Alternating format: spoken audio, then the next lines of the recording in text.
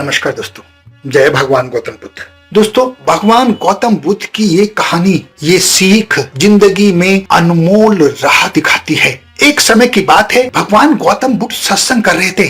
तभी वहां एक बूढ़ी औरत रोती बिलखती चीखती हुई आई और भगवान बुद्ध के चरणों में गिर गई और चरणों में गिरकर बोली, भगवान मेरा लाल मर गया है, उसे जीवित कर दीजिए। भगवान गौतम बुद्ध ने उससे सहानुभूति जताते हुए कहा, तुम शोक न करो।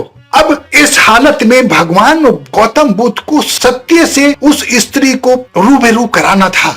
उन्होंने उस बूढ़ी स्त्री को सांत्वना देते हुए कहा कि मैं तुम्हारे पुत्र को जीवित कर दूंगा, लेकिन एक शर्त है। औरत में एकदम जान आ गई। उसने भगवान गौतम बुद्ध से कहा, क्या शर्त है? शर्त यह है कि तुम्हें किसी ऐसे घर से भिक्षा लानी पड़ेगी जिस घर में किसी की मृत्यु ना हुई हो।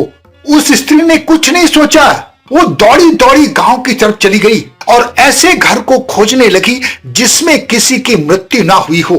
काफी ढूंढने पर भी उसे ऐसा घर नहीं मिला।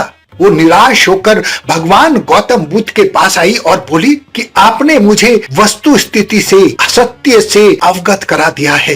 ये संसार का चक्र है, यहाँ जो आता है उसे जाना ही पड़ता है। मुझे भी इस दुख को धैर्यता से सहन करना चाहिए। भगवान गौतम बुद्ध मुस्कुरा दिए। महिला वो समझ गई थी जो गौतम बुद्ध उसको समझाना चाहते थे। उसके बाद उस महिला ने गौतम बुद्ध के चरणों में ही संन्यास ले लिया और मोक्ष की राह तलाशने लगी। उसे जिंदगी जीने का मकसद मिल गया था।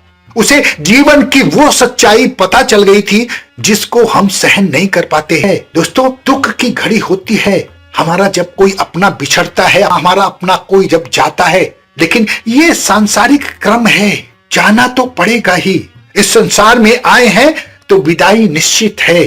हमारी कामना ये होनी चाहिए, हमारी कोशिश ये होनी चाहिए कि हमें मोक्ष का द्वार मिले। भगवान गौतम बुद्ध की ये प्रेरणादायक कहानी जीवन में बहुत बड़ा मूल्य छोड़ती है। ऐसे महान गौतम बुद्ध को मैं कोटि कोटि प्रणाम करता हूँ। जय भगवान गौतम बुद्ध।